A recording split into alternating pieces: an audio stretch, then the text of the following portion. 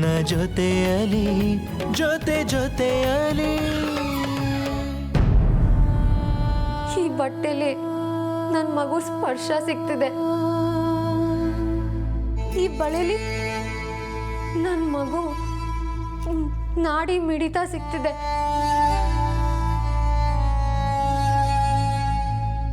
ಈ ಕಾಲಂದಿಲಿ ನನ್ನ ಮಗು ಪುಟ್ಟ ಹೆಜ್ಜೆ ಹಾಕೊಂಡು ಓಡಾಡ್ತಿರೋ ಫೀಲ್ ಆಗ್ತಿದೆ. ಥ್ಯಾಂಕ್ಸ್. ನನ್ನ ಮಗು ಉಸಿರಾಡ್ತಿದ್ರು ಅದಕ್ಕೆ ಹೆಸರಿಲ್ದಾರೋ ಹಾಗೆ ಮಾಡಿದೆ. ಇನ್ಮೇಲೆ ನಿನ್ನ ಹತ್ರ ನನ್ನ ಮಗು ವಿಷಯ ಕೇಳಕ್ಕೆ ಬರೋದೇ ಇಲ್ಲ. ನಾನೇ ನನ್ನ ಮಗುನ ಹುಡ್ಕೊಳ್ತೀನಿ.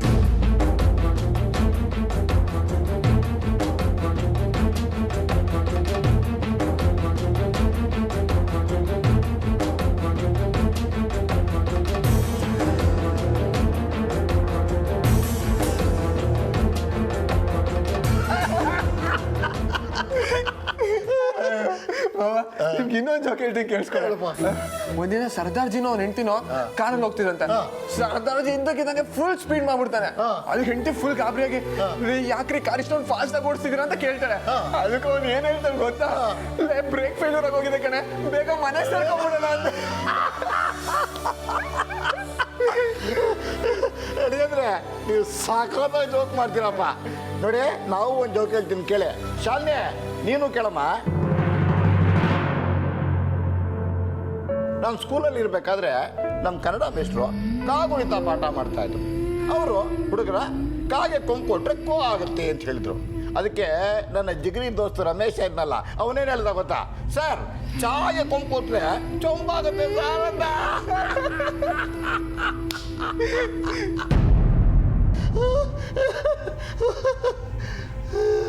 ಸೀನಿಯರ್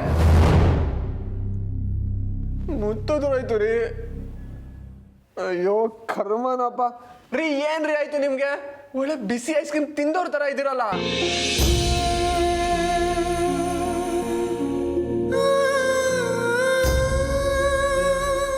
ರಂಗ, ಶಾಲಿನಿ ಅವ್ರ ಎದುರಿಗೆ ಏನೂ ಬಾಯಿ ಬಿಡದೇ ಇರೋ ಹಂಗೆ ಮಾಡಪ್ಪ.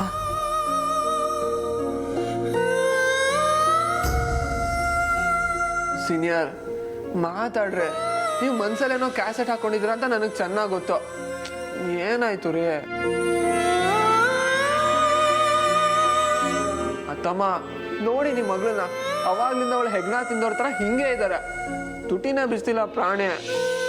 ಮಾತಾಡ್ರೆ.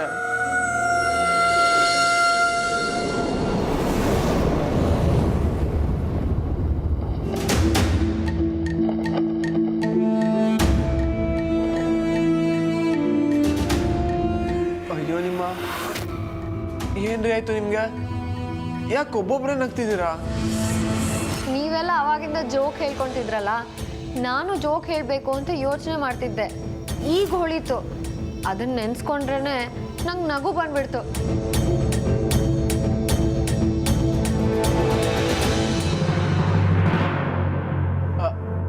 ನೀವು ಜೋಕ್ ಹೇಳ್ತೀರಾ? ಅಯ್ಯೋ ನಿಮ್ಮ ಹೇಳ್ರಿ ಬೇಗ, ನಾನು ನಗ್ಬೇಕು. ಒಬ್ಬ ಹುಡುಗ ಒಂದು ಹುಡುಗಿನ ಪ್ರಪೋಸ್ ಮಾಡಬೇಕು ಅಂತ 5 ಸ್ಟಾರ್ ಹೋಟೆಲ್ಗೆ ಕರ್ಕೊಂಡು ಹೋಗಿರ್ತಾನೆ. ಆಮೇಲೆ ಚೆನ್ನಾಗಿ ಆರ್ಡರ್ ಮಾಡಿ ತಿಂದು ವೇಟರ್ ಬಿಲ್ ತಂದ್ಕೊಟ್ಟಾಗ ಹುಡುಗ ಹುಡುಗಿಗೆ ಐ ಲವ್ ಯು ಅಂತಾನೆ. ಆಮೇಲೆ ಹುಡುಗಿ ನಾನು ಲವ್ ಮಾಡಲ್ಲ ಅಂತಾಳೆ. ಹುಡುಗ ಇನ್ನೊಂದೇ ಒಂದ್ಸಲ ಯೋಚನೆ ಮಾಡು ಅಂತಾನೆ. ಹುಡುಗಿ ಸಾಧ್ಯನೇ ಇಲ್ಲ ಅಂತಾಳೆ. ಆಮೇಲೆ ಅವಾಗ ಆ ಹುಡುಗ ವೇಟರ್ಗೆ ರೀ 2 ಸೆಪ್ರೇಟ್ ಬಿಲ್ ತಗೊಂಡು ಬನ್ನಿ ಅಂದಾಗ ಹುಡುಗಿ ಐ ಲವ್ ಯು ಅಂದ್ಬಿಡ್ತಾಳೆ.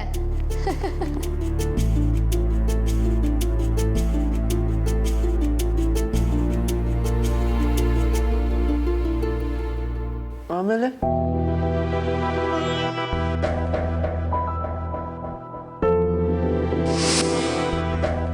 ಆಮೇಲೆ ಏನು? ಅಷ್ಟೇ. ನಾನು ಹೇಳಿದ ಜೋಕು. ಯಾಕೆ ಯಾರು ನಗ್ತಿಲ್ಲ?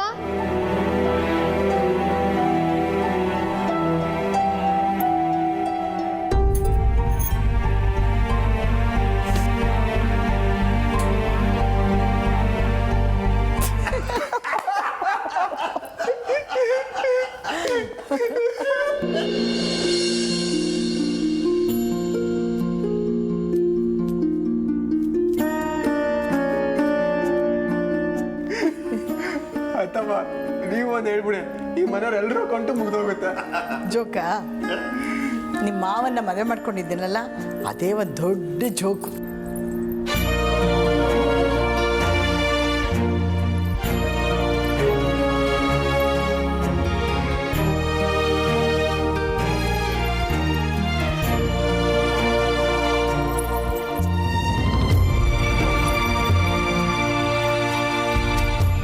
ಅಬ್ಬಾಯ್,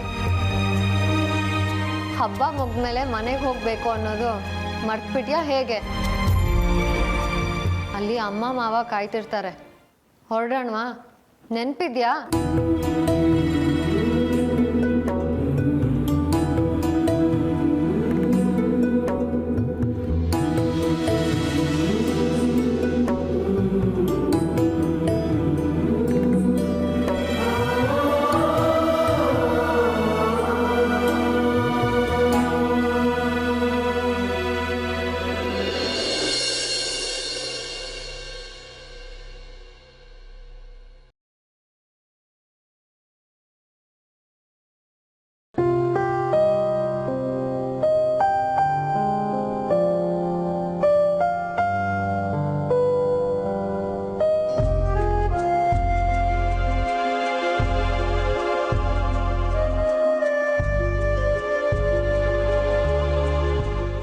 ಸರ್ ಕೆಳಗಡೆ ಕೂತ್ಕೊಂಡಿದ್ದೀರಾ? ಯಾಕೆ ನಾ ಕೆಳಗೂ ಕೂತ್ಕೋಬಾರ್ದ? ನೀವು CM ಅಲ್ವಾ? CM ಅಂದ್ರೆ ಏನು ಅಂದ್ಕೊಂಡಿದ್ಯಾ? ಕಾಮನ್ ಮ್ಯಾನ್ ಅಂತ. ನಾವು ಯಾವತ್ತೂ ನೆಲ ನೆಚ್ಕೊಂಡೇ ಬದುಕಬೇಕು. ಅದೆಲ್ಲ ನನಗೆ ಗೊತ್ತಾಗಲ್ಲಪ್ಪ. ಈಗ ನಾವಿಬ್ಬರು ಸೇರಿ ಒಂದು ಆಟ ಆಡೋಣ, ಓಕೆ? ಈ ಲಯನ್ಗೆ ನೀವು ಒಂದು ಹೆಸರಿರ್ತೀರಾ, ಈ ಹಾರ್ಸಿಗೆ ನಾನು ಒಂದು ಹೆಸರಿರ್ತೀನಿ. ಇಬ್ಬರೂ ಫ್ರೆಂಡ್ಸ್ ಮಾಡಿ ನಾವು ಎಕ್ಸಿಬಿಷನ್ ಕರ್ಕೊಂಡು ಹೋಗೋಣ, ಓಕೆ? ಯಾಕೆ ಸರ್ ನಗ್ತಾ ಇದ್ದೀರಾ?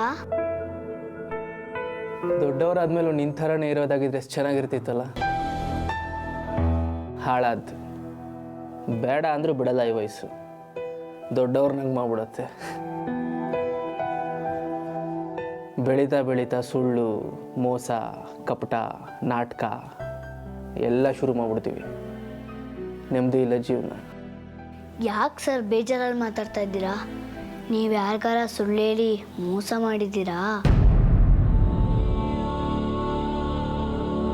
ಮಾಡಿದ್ದೀನಿ ಪುಟ. ಎಲ್ರಿಗೂ ಒಳ್ಳೆಯವನಾಗಿದ್ದು ನಾನು, ಎಲ್ರಿಗೂ ಬರೀ ಒಳ್ಳೆಯದನ್ನೇ ಮಾಡ್ತಿದ್ದು ನಾನು. ಒಬ್ಬರಿಗೆ ಒಂದೇ ಒಂದು ವಿಷಯದಲ್ಲಿ ಮೋಸ ಮಾಡಿದ್ದೆ. ಸರ್, ಹಾಗಾದರೆ ನಿಮಗೆ ಮೋಸ ಮಾಡೋಕ್ಕೂ ಬರುತ್ತಾ? ನಾನು ನಂಬಲ್ಲ. ಅದೇ ನನ್ನ ಪ್ರಾಬ್ಲಮ್ಮು. ನಾನೇ ತಪ್ಪು ಮಾಡಿದ್ದೀನಿ ಅಂತ ಕಿರ್ಚ್ಕೊಂಡ್ರು ಯಾರೂ ನಂಬಲ್ಲ. ಯಾಕೆಂದರೆ ಇಷ್ಟು ವರ್ಷ ಒಳ್ಳೆ ಹೆಸರು ನಂಬಿಕೆಯನ್ನು ಗಳಿಸ್ಕೊಂಡು ಬಂದಿದ್ದೀನಿ. ಆದರೆ ನನ್ನ ಮನಸ್ಸಿಗೆ ಮಾತ್ರ ಗೊತ್ತು ನಾನೆಂಥ ಒಳ್ಳೆಯವನು, ನನ್ನ ಹಿಂದೆ ಎಂಥ ಕೆಟ್ಟ ಕಥೆ ಇದೆ ಅಂತ. ನನ್ನ ಸ್ವಾರ್ಥ ಅಧಿಕಾರ ಕಟ್ಟಿಬಿದ್ದು ನನ್ನ ಚಾರಿತ್ರ್ಯನೇ ಕಳ್ಕೊಂಡ್ಬಿಟ್ಟೆ. ನಾನು ಕ್ಯಾರೆಕ್ಟರ್ಲೆಸ್ ಫೆಲೋ.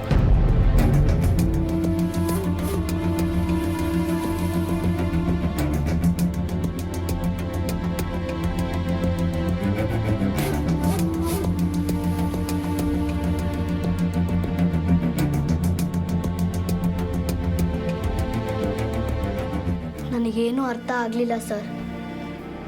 ಆದರೆ ತಪ್ಪು ಮಾಡಿದಾಗ ರಂಗನ ಹತ್ರ ಇನ್ನೊಂದ್ಸರಿ ತಪ್ಪು ಮಾಡಲ್ಲ ಅಂತ ಬೇಡ್ಕೊಂಡು ಯಾರಿಗೆ ನಾವು ಮೋಸ ಮಾಡಿರ್ತೀವಿ ಅವರಿಗೆ ಒಳ್ಳೇದು ಮಾಡಿದ್ರೆ ರಂಗ ತಪ್ಪನ್ನ ಕ್ಷಮಿಸ್ತಾನಂತೆ.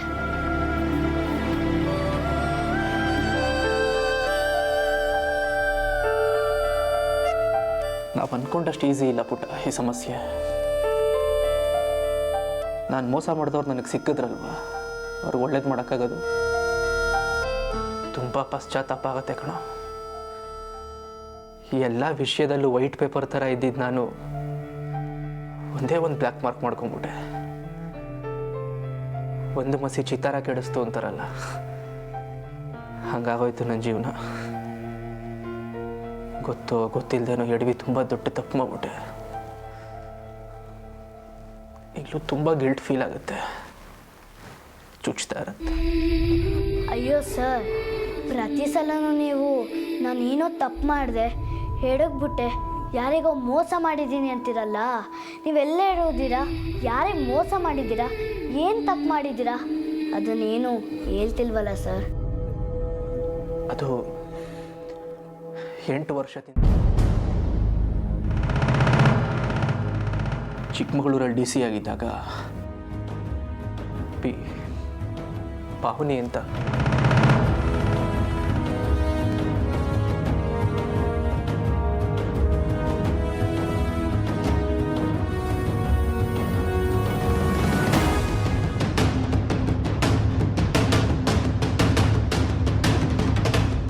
ಇನ್ನೊಂದ್ಸಲ ರೆಗ್ಯುಲರ್ ಆರಾಮಾಗಿ ಹೇಳ್ತೀನಿ. ಚೆನ್ನಾಗಿ ಓದ್ಕೋ, ಆಟ ಆಡ್ಕೋ.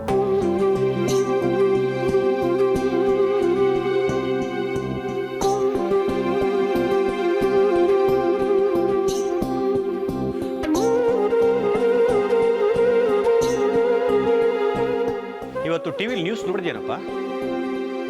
ಇಡೀ ಟಿವಿಲಿ ರಾಜ್ಯದ ಮುಖ್ಯಮಂತ್ರಿಗಳೇ ಹೀರೋ, ರಾಜ್ಯಕ್ಕೆ ಕತ್ತಲ ಭಾಗ್ಯ ಕೊಟ್ಟ ಮುಖ್ಯಮಂತ್ರಿ ಅಂತ ದೊಡ್ಡ ಟೈಟಲ್ ಬೇರೆ. ರಾಜ್ಯದಲ್ಲಿ 12 ಗಂಟೆ ಕಾಲ ಲೋಡ್ ಶೆಡಿಂಗ್ ಆದ್ರೆ ಜನಗಳ ಗತಿ ಏನಪ್ಪ?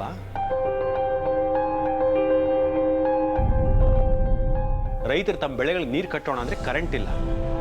ಇನ್ ಫ್ಯಾಕ್ಟ್ರಿಗಳು ಮುಚ್ಚೋಗೋ ಸ್ಥಿತಿಗೆ ಬಂದಿದೆ. ಅಲ್ಲಿ ಕಾರ್ಮಿಕರು ನಾಶ ಆದ್ರು, ರೈತರು ನಾಶ ಆದ್ರು. ಮಳೆ ಇಲ್ಲದೆ ಹಿಂಗಾಗಿದೆ ಪಾಪ. ಬಟ್ ನಾವು ಸುಮ್ಮನೆ ಕೂತಿಲ್ಲ. ಗುಜರಾತ್, ಆಂಧ್ರ ಪ್ರದೇಶ್, ಮಹಾರಾಷ್ಟ್ರ ಸರ್ಕಾರಗಳ ಜೊತೆ ಮಾತಾಡಿದ್ದೀವಿ. ನಾಳೆಯಿಂದನೇ 600 ಮೆಗಾವ್ಯಾಟ್ ವಿದ್ಯುತ್ತನ್ನು ಆಮದು ಮಾಡ್ಕೋತಾ ಇದ್ದೀವಿ. ನಮ್ಮ ರಾಜ್ಯದಲ್ಲಿರೋ ಪ್ರತಿಯೊಂದು ಹಳ್ಳಿ, ಪ್ರತಿಯೊಂದು ಜೋಪಡಿನಲ್ಲೂ ಕೂಡ 24 ಗಂಟೆ ವಿದ್ಯುತ್ ಇರೋ ಥರ ವ್ಯವಸ್ಥೆ ಮಾಡ್ತಿದ್ದೀವಿ. ನನ್ನ ನಂಬಿರೋ ಜನಕ್ಕೆ ನಾನು ಯಾವತ್ತೂ ಮೋಸ ಮಾಡಲ್ಲ ಪಾಪ. ನಾನು ಆಡಿದ ಮಾತನ್ನು ನಡ್ಕೊಳಕ್ಕಾಗಲಿಲ್ಲ ಅಂದರೆ ನಾನು ಆ ಕ್ಷಣನೇ ಈ ಪದವಿಗೆ ರಾಜೀನಾಮೆ ಕೊಡ್ತೀನಿ.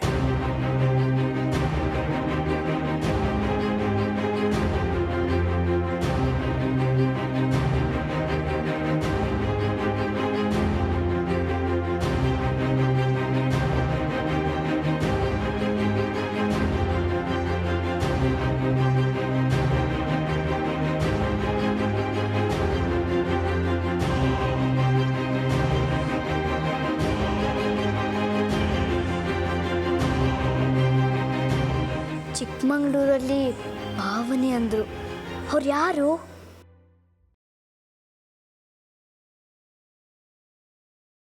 ನಮ್ಮಮ್ಮನೂ 8 ವರ್ಷದಿಂದ ಚಿಕ್ಕಮಗಳೂರಲ್ಲೇ ಇದ್ಲು. ಅವಳ ಹೆಸರು ಪಾವನಿನೇ. ಅಂದರೆ ರಂಜಿತ್ ಅವ್ರು ಮೋಸ ಮಾಡಿದ್ದು ನಮ್ಮಮ್ಮಂಗೇನಾ? ಶಾಂತಿ, ಇದ್ಯಾಕೆ ಹೀಗಾಡ್ತಾ ಇದೆಯಾ? ಇಷ್ಟು ವರ್ಷ ಸಂಸಾರ ನಡೆಸಿ ಇವಾಗ ನನ್ನ ಮೇಲೆ ಅನುಮಾನ ಪಡ್ತಾ ಇದೆಯಲ್ಲೇ? ಅವರು ನನ್ನ ಕ್ಲೈಂಟ್ ಕೌಸಲ್ಯ ಅಂತ. ಅವರು ಪರ್ಚೇಸ್ ಮಾಡಿರೋ ಲ್ಯಾಂಡ್ ಬಗ್ಗೆ ನೆನ್ನೆ ರಾತ್ರಿ ಅವ್ರ ಹತ್ರ ಮಾತಾಡ್ತಿದ್ದೆ ಅಷ್ಟೇ. ಅದನ್ನೇ ಸೀರಿಯಸ್ ಆಗಿ ಹೇಳೋತ್ತಾನೆ, ಅದೇನು ಹಲ್ಗಿಂಜ್ಕೊಂಡು ಮಾತಾಡೋದು? ತಮಾಷೆಯಾಗಿ ನಗ್ನಗ್ತಾ ಅವ್ರ ಹತ್ರ ಮಾತಾಡದೆ ಹೋದ್ರೆ ಬಿಸ್ನೆಸ್ ನಡೆಯುತ್ತಾ? ಯೋಚನೆ ಮಾಡು. ಓಹೋ, ಹಾಗಾದ್ರೆ ನಿಮ್ಗೆ ಹೆಂಡತಿಗಿಂತ ಬಿಸ್ನೆಸ್ಸೇ ಜಾಸ್ತಿ ಆಗೋಯ್ತಾ? ಹೋಗಿ ಅವಳ ಹತ್ರನೇ ಇದ್ಬಿಡಿ. ಅಪ್ಪ, ಒಳ್ಳೆ ಟೈಮಿಗೆ ಬಂದ್ರಿ ನೀವಿಬ್ರು. ನೋಡ ಮಗನೇ, ನನ್ನ ಕ್ಲೈಂಟ್ ಕೌಸಲ್ಯ ಅನ್ನೋರ ಹತ್ರ ಮಾತಾಡ್ತಾ ಇದ್ದೆ ಬಿಸ್ನೆಸ್ ಬಗ್ಗೆ. ಅದನ್ನು ಸೀರಿಯಸ್ ಆಗಿ ತಗೊಂಡು ನನ್ನ ಮೇಲೆ ಅನುಮಾನ ಪಡ್ತಾ ಇದ್ದಾಳೆ ಕಣೋ ಅವಳು. ಹೌದಮ್ಮ, ನಿಮ್ಮ ಯಜಮಾನರು ಈ ವಯಸ್ಸಲ್ಲಿ ದಾರಿ ತಪ್ಪಿದಾರ? ಅಯ್ಯೋ, ನೀನು ಒಬ್ಬ ಮಗ. ನೀನು ಅನ್ಯೋನ್ಯವಾಗಿರೋ ಅಪ್ಪ ಅಮ್ಮನ ಮಧ್ಯದಲ್ಲಿ ಹುಳಿ ಹಿಂಡೋ ಪ್ರಯತ್ನ ಮಾಡ್ತೀಯ.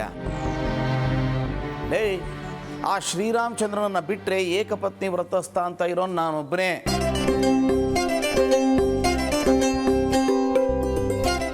ಇವತ್ತಿನವರೆಗೂ ಇನ್ನೊಂದು ಹೆಣ್ಣನ್ನ ಕಣ್ಣೆತ್ತಿ ನೋಡಿಲ್ಲ, ಗೊತ್ತಾ? ಇನ್ನು ಮುಂದಕ್ಕೂ ನೋಡಲ್ಲ ಅಂತ ಏನು ಗ್ಯಾರಂಟಿ? ಲೈ ಅಯ್ಯ, ನೋಡು, ಇನ್ನೊಂದು ಸ್ವಲ್ಪ ಹೊತ್ತು ನೀನು ಇದೇ ರೀತಿ ಮಾತಾಡ್ತಾ ಇದ್ರೆ ಸುಳ್ಳನ್ನ ಸತ್ಯ ಮಾಡೋದು ಗ್ಯಾರಂಟಿ. ಆ ಕೌಸಲ್ಯನ ಜೊತೆ ಅಫೇರ್ ಇಟ್ಕೋತೀನಿ, ಡ್ಯೂಯೆಟ್ಟು ಹಾಡ್ತೀನಿ, ಡೇಟಿಂಗು ಹೋಗ್ತೀನಿ. ಏನೇ ಮಾಡ್ತೀಯ?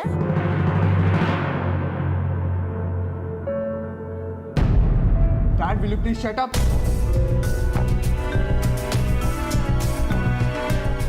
ಏನ್ ಡ್ಯಾಡಿ ಇಷ್ಟು ಅಸಹ್ಯವಾಗಿ ಮಾತಾಡ್ತಾ ಇದ್ದೀರಾ?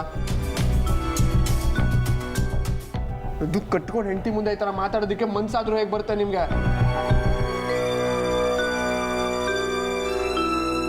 ಇಂಥ ಒಳ್ಳೆ ಹೆಂಡತಿ ಸಿಕ್ಕಿದ್ರು ನಿಮ್ಗೆ ಇನ್ನೊಬ್ರು ಬೇಕಾ?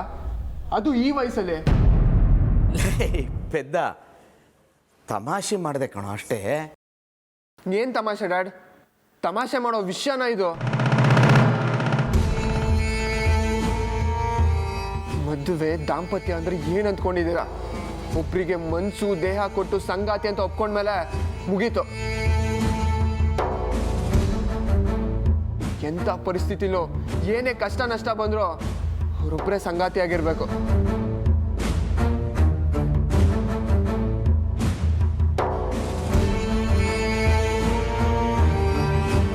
ಜೀವನ ಮುಗಿಯೋರ್ಗೂ ಅವ್ರೊಬ್ಬರನ್ನೇ ಪ್ರೀತಿಸ್ಬೇಕು, ಅವ್ರೊಬ್ರಿಗೋಸ್ಕರನೇ ಬದುಕಬೇಕು. ದೂರ ಆಗೋದಕ್ಕೆ 1000 ನೆಪ ಡ್ಯಾಡ್, ಆದ್ರೆ ಒಟ್ಟಿಗೆ ಬಾಳೋದಕ್ಕೆ ಪ್ರೀತಿ ಒಂದೇ ನೆಪ. ಅಡ್ಜಸ್ಟ್ ಆಗಲಿಲ್ಲ, ಇಷ್ಟ ಇಲ್ಲ, ಮೋಸ ಮಾಡಿದ್ರು ಅಂತ ಎರಡನೇ ವ್ಯಕ್ತಿ ಎರಡನೇ ಜೀವನ ನೋಡ್ಕೊಳ್ಳೋದು ಅಂತಂದ್ರೆ ಅದು ತೀರಾ ಅಸಹ್ಯ ಡ್ಯಾಡ್.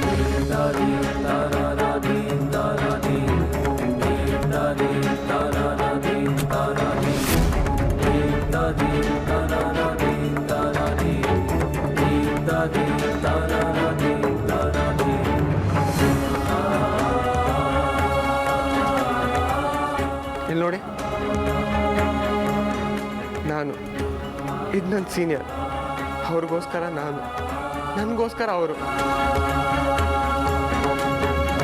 ಇಬ್ಬರಲ್ಲಿ ಒಬ್ರಿಲ್ಲ ಅಂದರು ಮತ್ತೊಬ್ರಿಲ್ಲ ಅಲ್ವಾ ಸೀನಿಯರ್?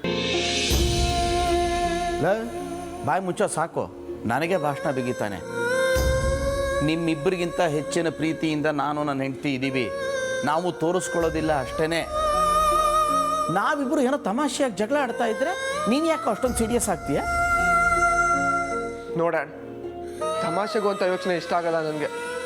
ಸಂಸಾರ, ಪ್ರೀತಿ, ನಂಬಿಕೆ ವಿಷಯದಲ್ಲಿ ಚೀಪಾಗಿ ಥಿಂಕ್ ಮಾಡೋದು ನಂಗೆ ಖಂಡಿತ ಇಷ್ಟ ಆಗಲ್ಲ. ಸಂಸಾರ ಅನ್ನೋದು ದೇವ್ರ ಪೂಜೆ ಇದ್ದಂಗೆ, ವ್ರತ ಇದ್ದಂಗೆ. ಅಲ್ಲಿಷ್ಟು ಚೀಪಾಗಿ ನಡ್ಕೊಳ್ಳೋದು, ಮಾತಾಡೋದು ನನಗೆ ಸಹಿಸ್ಕೊಳಕ್ಕಾಗಲ್ಲ. ಅಯ್ಯೋ ಹೋಗ್ಲಿ ಬಿಡು ಚಿನ್ನು, ಇನ್ಮೇಲೆ ಹೀಗೆಲ್ಲ ಮಾತಾಡಲ್ಲ ಆಯ್ತಾ? ಈ ವಿಚಾರದಲ್ಲಿ ನನ್ನ ಕಡೆಯಿಂದನೂ ಸಾರಿ ಸಾರಿ ಸಾರಿ. ಇವಾಗ ಅವೆಲ್ಲ ಬಿಟ್ಬಿಡು. ಅತ್ತೆ ಮನೆಗೆ ಹೋಗಿದ್ಯಲ್ಲ ಹಬ್ಬಕ್ಕೆ, ಹಬ್ಬ ಹೇಗಾಯ್ತದ ಹೇಳ? ಏ ಪುಟಾಣಿ, ಏನು ಉಡುಗೊರೆ ಕೊಟ್ಟರು ನಿಮ್ಮ ಅತ್ತೆ ಮನೇಲಿ? ಚೈನ್ ಕೊಟ್ರು ನೋಡು, ಎಷ್ಟು ಚೆನ್ನಾಗಿದೆ ಅಲ್ಲ? ಅರೆ ಚಿನ್ನದ್ದು, ಇದನ್ನ ಮಾಡ್ಸಕ್ಕೆ ಅವ್ರ ಹತ್ರ ದುಡ್ಡಲ್ಲಿಂದ ಬಂತು? ಅವ್ರಿಗೇನು ಬಿಡು ಮಾಮ್, ರಾಯಲ್ ಆಗಿದ್ದಾರೆ.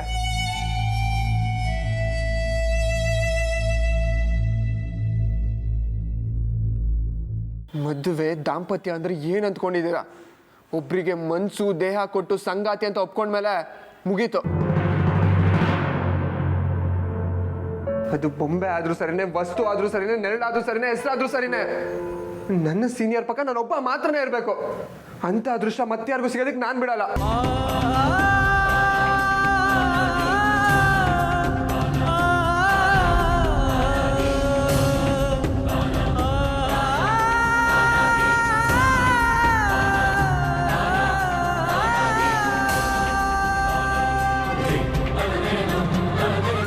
ಅಭಯ್, ಸಂಸಾರ ಅಂದರೆ ದೇವ್ರ ಪೂಜೆ ಅಂದ್ಕೊಂಡ್ಬಿಟ್ಟಿಯಲ್ಲೋ. ಆದರೆ ನಾನು, ನೀನಿಷ್ಟೆಲ್ಲ ಪೊಸೆಸಿವ್ ಆಗಿರೋನು ನನ್ನ ವಿಷಯ ಗೊತ್ತಾದರೆ ಹೆಂಗೆ ಒಪ್ಕೊಳ್ತೀಯೋ? ಹಾಳಾಗ್ಬಿಟ್ಟಿದ್ದೀನಿ ನಾನು ಮಾಡಿದ ಕರ್ಮಕ್ಕೆ ನನ್ನ ಮಗು ಅನಾಥವಾಗಿದೆ. ಅಟ್ಲೀಸ್ಟ್ ನನ್ನ ಮಗುಗಾದರೂ ನ್ಯಾಯ ಕೊಡಬೇಕು. ನನ್ನ ಪಾಪು ಅದು, ನನ್ನ ಚಿನ್ನಮ್ಮ. ರಂಗ, ನನ್ನ ಮಗು ಬದುಕಿರೋದೇನೋ ತಿಳಿಸ್ದೆ, ಹಾಗೆ ಎಲ್ಲಿದ್ದಾಳೆ ಅಂತ ಗೊತ್ತಾಗೋ ಥರ ಮಾಡಪ್ಪ.